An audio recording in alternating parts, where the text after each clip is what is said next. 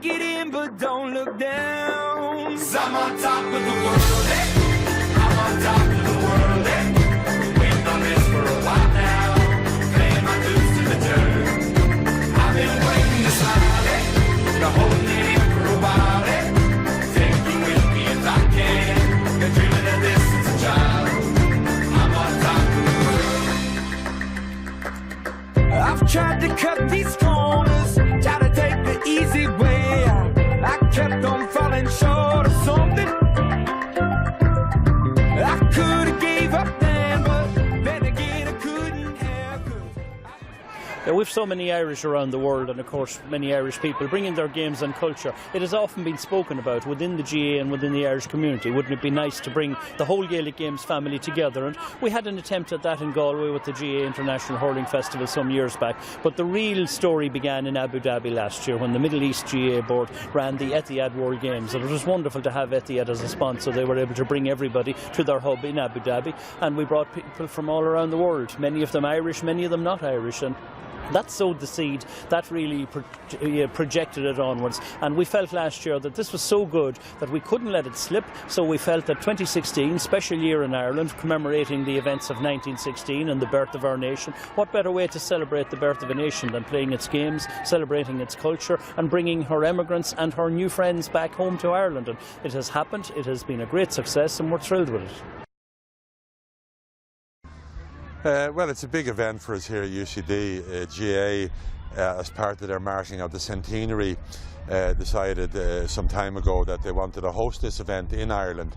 And when they got sitting down to identify where would be the best location, they came to us here in UCD to discuss the prospect of us hosting the actual games before the finals in Croke Park, which are taking place tomorrow. So we were delighted.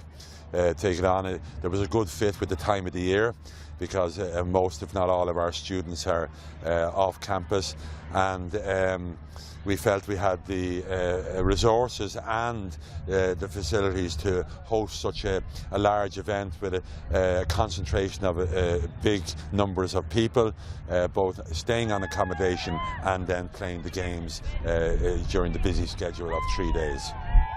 The humour and the mentality is of enjoyment and of people coming back from far-flung spots around the world to enjoy their culture, their background, their sporting culture in particular in the games. We've camogie, we've hurling, we've ladies football and men's football, and we've a mix of people who are native to Ireland as well as people who are native to those countries around the world and who've taken up the game and want to celebrate that occasion by being here for the World Games this year. Well, it's quite phenomenal, and there's big evidence here, if it was needed, that the games are prospering and are becoming very popular, and that's due to the dedication and the commitment of those that are leaving the country, and they might not necessarily have played and participated while here in Ireland, but when they go to foreign parts, they find it very suitable and very convenient to get connected with those GAA people who are already in the cities and in the parts of the country that are close to them. And this has meant that it's flourishing, and that participation rates are up, and there's competitions now in places where 10, 15 years ago there was no competitions. My name is Winnie Maila, from South Africa in Tzaneen, a province called Limpopo. I met Mavis, our captain, at the gymnastics, and she just told me about Gaelic football and asked me to come down for a training session, and from there I just loved it. I think the combination of all the sports, the soccer, the rugby, basketball, communication-wise, because there's too much pressure, unlike other sports you have time to relax and get to the ball first. Here it's hardcore on pressure, so I kind of like the pressure. Left South Africa very early in the morning, arrived here a day after, so it was quite a long flight, 2 long flights. Got to Dublin, amazing. Sun was out, apparently we came with the sun, so that was lovely to hear. The people here are very great, all smiles, all asking if you're okay, and I'm actually enjoying it here. I wish I could stay, but unfortunately I have to go back home. I loved it. Actually, this is one of the best tournaments that I've ever played in my whole entire sporting career. I've played rugby, I've played cricket, I've played soccer, and this, I must say, is one of the best that I've ever played. I'm definitely happy that I'm here. My name is Mavis Mkize. I'm from South Africa in a place called Johannesburg. I used to play soccer. Then while I was playing soccer, the guys who played Gaelic football, our senior men's team, they saw me playing there, then they invited me to come and play with them to introduce Gaelic football to me. That's how I got interested with Gaelic football.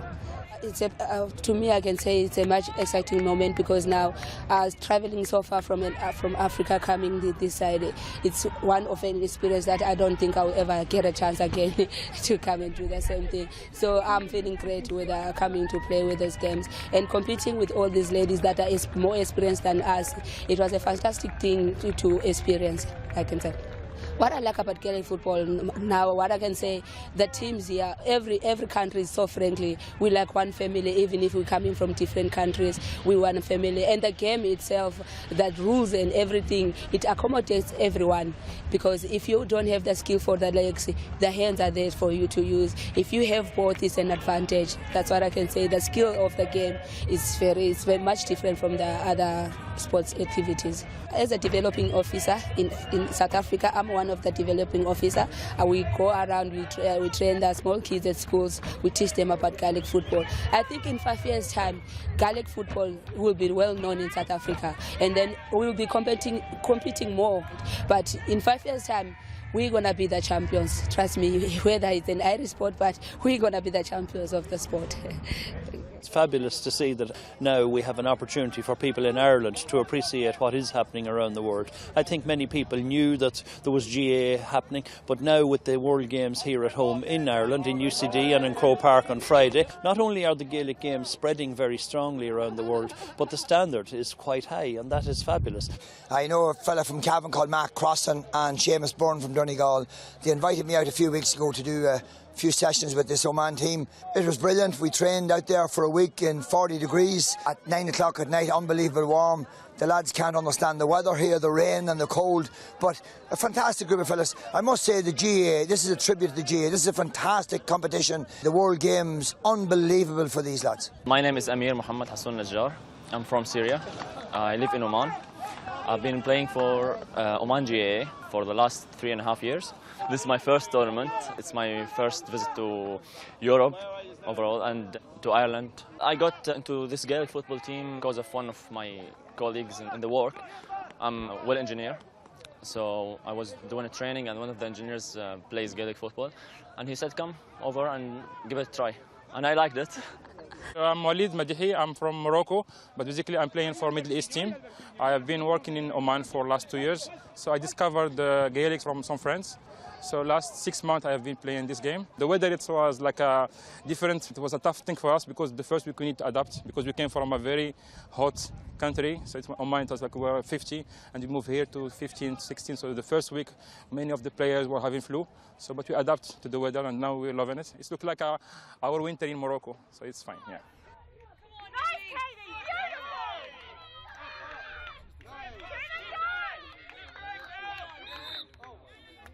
Adrian Murphy from Enniscorthy, hurled with Enniscorthy Shamrocks and hurled with Central Coast at the moment in Sydney. There's 60 from Sydney and all over Australia that travel for the World Games. Obviously we'd love to win it, but the big prize for most teams is trying to get to Croke Park, to be honest with you, because a lot of us haven't played on Croke Park and we'd just love to get out there, you know.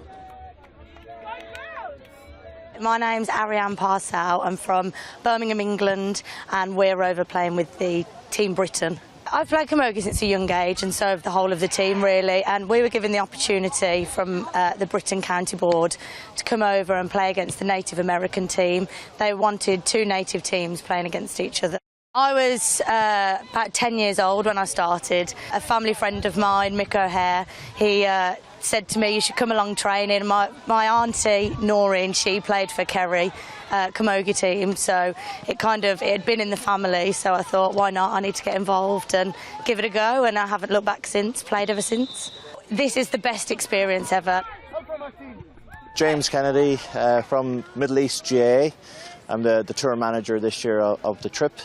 We've been very lucky that we've got a very successful Middle East League now running for the last 6 years, and those players that we wanted to get here today shone throughout that league, so it made the picking process a little easier than probably would have done in the past. 9 years ago we had 9 teams playing in the league. This season we had 72 teams, and next season it looks like it'll be 82 teams. So it's grown, you know, fantastically well over the last 6 years. I would say 40 to 50% of our ladies are non-Irish players and about 25% of our men. So it's growing all the time in the Middle East, and we've seen that here today with our international ladies team, and we've got 2 non-Irish teams here in the men's as well. One of the big successes for us in the Middle East is we've now introduced Gaelic games into the schools right across the region. So we're hitting all nationalities from around the world in the schools, and a lot of the local Emiratis, Bahrainis, Kuwaitis, Omanis, and that's been very well received by the sports ministries in those countries. So GAA is growing and growing in the Middle East, and we're delighted with what's been happening there at the moment. My name is Keith O'Leary.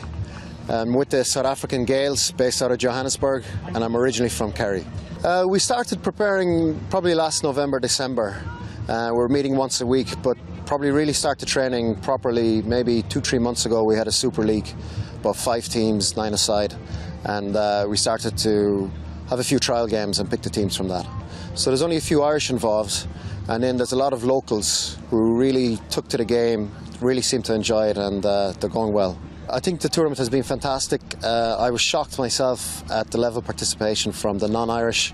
I think it's a real eye-opener for me and probably a lot of people in Ireland, and I think the games are going to go from strength to strength abroad.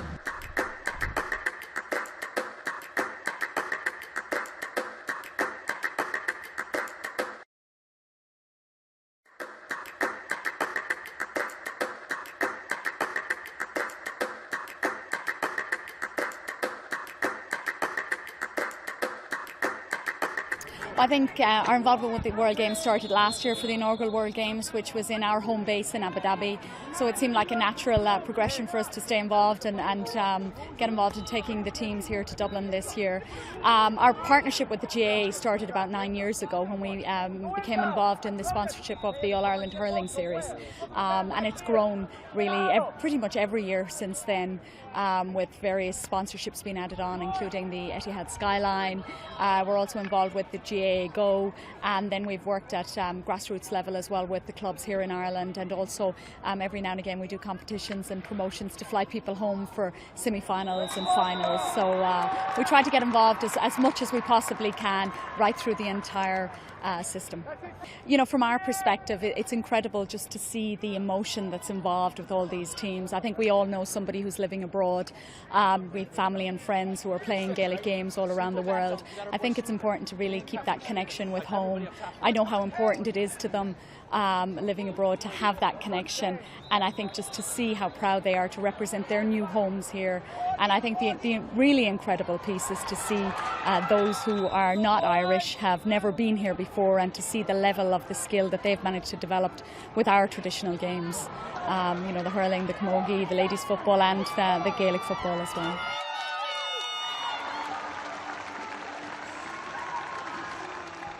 Well, I had heard about it. My great-grandparents were from Ireland and came over to the United States, and my parents had come over a couple times and brought me some hurleys when I was a kid. And one of my friends, when I was working, I was 19, invited me to come out to the St. Louis Club in St. Louis, Missouri, and just joined and been playing. So that was 2004 is when I started playing. So just kept playing and loved it, and I'm the crazy guy in the goal. I love it. I get here to Croke Park very frequently for the matches, but this one was special. You know, it was my country and a number of people here from my hometown, so it was great. Well, I think for the Irish, it's a great compliment that people from all over the world have adopted your sport. And when I have friends and relatives come here to Ireland to visit, I always suggest that they come here.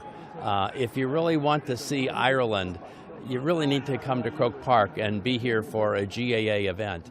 And so I get a big kick out of it. It's a lot of fun for me. My name's Jeremy Fagan, and I'm from Indianapolis, and I got involved when I was 34 years old, just looking for something to do, and I just did an internet search. I mean, nothing fancier than that. I'm 40. I got emotional before the game because this is probably about my last competitive season, and what a way to go out. Croke Park. Can't get any better than that. It's everything. It's like I told these guys. I didn't know 2/3 of these guys before this week, and it's like I've known them forever. And we'll never forget this. You can't explain this to somebody who hasn't been here and been through this. I have fallen in love with this game like I have no other. I've played football, I've run track. There's nothing like this game. The physicality of it, the camaraderie, just everybody's doing it for the sake of the love of the sport. There's no professional league. They're doing it because they love it. That's probably the biggest thing for me. Yeah, in Indianapolis alone, I think we have 180 or 190 players, and we're the second or third biggest club in the country. I think Milwaukee may have 350, so it's huge. I mean, when I started 5 or 6 years ago, we might have had 60. So it just gives you an idea, and we've had a lot of people come and go too. So it's becoming the sport of choice as far as I'm concerned. I think the thing about ladies Gaelic football is that more and more it's becoming to be recognised as a sport on its own 2 feet, if you like, internationally, in that many women who play it have no connections with Ireland, know very little about the history of it, but just play the game because of the game itself, because they like the game. And because the game, I think, marries very well between the skills associated with soccer and basketball, which are obviously very well-renowned international sports that many women would play, and they like the combination of the skills, and it seems to be taking off very well because the numbers participating are increasing year on year. It's huge for us in the promotion of the game, obviously, internationally, and for increasing our membership also, obviously.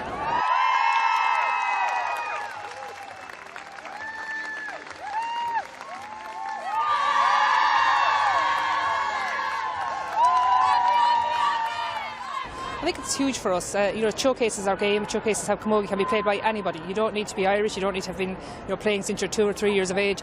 We saw finals and we saw games all this week, both in UCD and here again in Croke Park today, where we had players who have no connection to Ireland playing our game, playing it very successfully and highlighting the skills. And I think what it shows is that it's a game for everybody and anybody can play, and that's what we're all about. We're about making sure that everybody gets an opportunity to play camogie and to be a member of the Gaelic Games family in whatever capacity they want to play. Yeah, I mean, camogie, I suppose, over the last 5-10 years has really started to grow, particularly I suppose as players have, with the economic situation that we've had in Ireland recently. What's happened is that we've had some players who've gone abroad, and one thing that they've taken with them besides their education and their skill set is actually their love of the game of camogie. My name's Jennifer Beato. I'm from Atlanta, Georgia. We have a club, Atlanta Clan of Gael, back in Atlanta. I started playing ladies football, and then one of our club members, Kevin Quinn, who's back here in Galway now, started up the Atlanta Camogie team about 4.5, 5 years ago. My name is Zoe Beato. I'm also from Atlanta, Georgia, and I started playing just about the same way. Started playing football, and then the club started the camogie team, and I got coerced into joining against my will initially, but now I love the game. I'm really just honored, especially to be here today at Croke Park. This has been a dream of mine since I've started playing, and I thought being from the United States would never come true, but here I am today, and I'm just more excited than I can put into words. Ciara Kinahan Murphy, playing with the Australasian team from Ballyhale Shamrocks in Kilkenny. It's absolutely incredible. Can't even describe it. It's just excellent. We just said at the start of the game, we travelled the whole way across the world to be here, to come home and play in our homeland, and to get the opportunity to run out in Croke Park was fantastic, so it means a huge amount. Obviously, we're just blessed to have the opportunity to play our own game of camogie over in Australia. We're so lucky to have a community of Irish people out there. It's a great support to everyone, so to come home and play in front of all of our families, friends, people who've travelled over, you're meeting so many people from all over the world. It's absolutely incredible. Patrick Foley. Our team is the North American County Board Central Division Pitbulls. We decided on a nickname just this year. I'm from the Milwaukee Hurling Club, so our panel's made up of 5 different clubs within the Central Division in North America. It's Milwaukee, Chicago, St. Louis, Indianapolis, and the Twin Cities. And I mean, just making a whole region of the United States proud is it's just beyond describable. It's beyond a dream come true, because when we're starting out, we don't even know that anything like this exists. And yeah, this is the second year for the World Games. But I mean, it's beyond a dream because we didn't think it was a reality. So, we play each other in our county final, and that's about it. But some of us have been able to come over to Ireland here and there, get a little bit of experience, but it's nothing like this. This has just been fantastic. My name's Niamh Murphy. My club is London Parnells, and I'm from Mullaban in South Armagh. We've worked so hard, and people don't seem to realise how difficult it is for girls to get to training and put the commitment in and effort in London. Like some of the girls in our team, it maybe takes them 2 hours to get to training, and we're doing it maybe 3-4 nights a week. So we do put in the work, and this is just a stepping stone for us. We have obviously still our London Championship to complete yet, and hopefully we'll do the business then this year. My name is Jody Harkin. I'm on the Middle East hurling team from Dubai Celts actually, and I'm from Bursley, Tipperary. I've often set up in them steps, just pure dreaming about being down here, and to think you'd be here at the Middle East is just, it's unbelievable. It's an unbelievable feeling. We've an unbelievable bunch of lads. I'm just thrilled to be here, to be honest. Ryan Bradley, Middle East, and I'm from Donegal. First of all, it's great to win any game, especially in Croke Park, and to come out today on top being winners. That's a great feeling. It's a GAA World Games. There's not many medals about at the minute, and it's very, very proud to be a part of it all. It's very tough. It's a very short, sharp game. The 9-a-side is totally different to the 15-a-side game. I feel a bit sorry for Abu Dhabi. They were 4 points up, or maybe 2 minutes to go, and we got a point, and we got a great goal to come back into it, and we seem to have a wee bit of momentum going into extra time. And once we got 1 or 2 scores up, we sort of held on to the lead. But it's just a great occasion for boys being away from home in the Middle East and coming back and meeting their families here, and the families coming to support them. It's just that's a great occasion for everybody. At the minute, maybe people don't realise that the GAA in the Middle East is very strong at the minute. We play tournaments every 4 or 5 weeks. We travel across the whole Middle East region, and we play there's maybe 30 teams there every weekend. And it's very popular. And there's a lot of locals playing at the minute too. But it's great. Maybe the Middle East won in the World Games. Maybe put us on the map a wee bit more. Pat Daly, Director of Games Development and Research. Yeah, I suppose the finals today were the culmination of 254 games. An incredible event, really. Very fortunate to be able to host it here in Ireland in 2016. 100 years on, I'm sure the founding members would be saying to themselves, not sure they would have been thinking in these terms, but look, it has happened. It was a tremendous event, and I think more importantly it points a direction in terms of the future, and we have to look at how we can best navigate that. Yeah, I think the World Games ultimately is about the sense of community that typifies what the GAA is all about. It's all about, the GAA is a grassroots organisation. Okay, there's competitive levels at inter-county level, but ultimately the GAA is about what happens in the community. And what this has been about is what happens in the communities, the expatriate communities and the indigenous communities that have taken on Gaelic games. So here you have people going back 5 or 6 generations, reliving their culture and their heritage, the South Africans being introduced to it, and lots of things in between, so it's just incredible. The standard of the games was tremendous, but for me one of the really important things was the standard of sportsmanship and the level of diversity which these people bring, and the level, just a great sense of if you win, you win, if you lose, you lose, but a great sense of sportsmanship. And I think we could learn an awful lot from that. I'm not saying that there isn't sportsmanship in our games, but I think we can learn from how these other people approach winning and losing. Particularly the South Africans, they have a tremendous attitude to the whole thing. There was a magic in the air here today. Good contests, high standards, definitely rivalries. We saw it in the final. Local rivalries that have now spread from Ireland to around the world, and coming back to Ireland and enriching us as well. So as President, this is one of the highlights of my term. We played 256 games this week. It's just incredible, and half of those games by people who never heard of Ireland before, let alone set foot in it. I've visited these units all around the world. I've been to Australia, and to South America, and North America, Europe, Asia, Middle East, Britain, everywhere.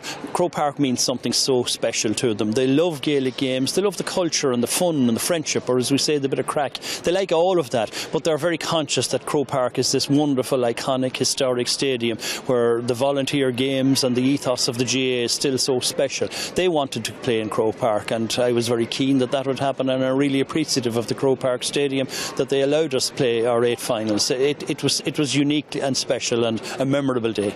I have to say the final, the last game of all for the General Michael Collins Cup. I'm delighted that we have a cup in memory of Michael Collins, and that it was played here in Croke Park. And to see Abu Dhabi play the Middle East, and a man like Ryan Bradley then playing and coming up and getting his cup, I just thought the whole day had a magic in the air about it.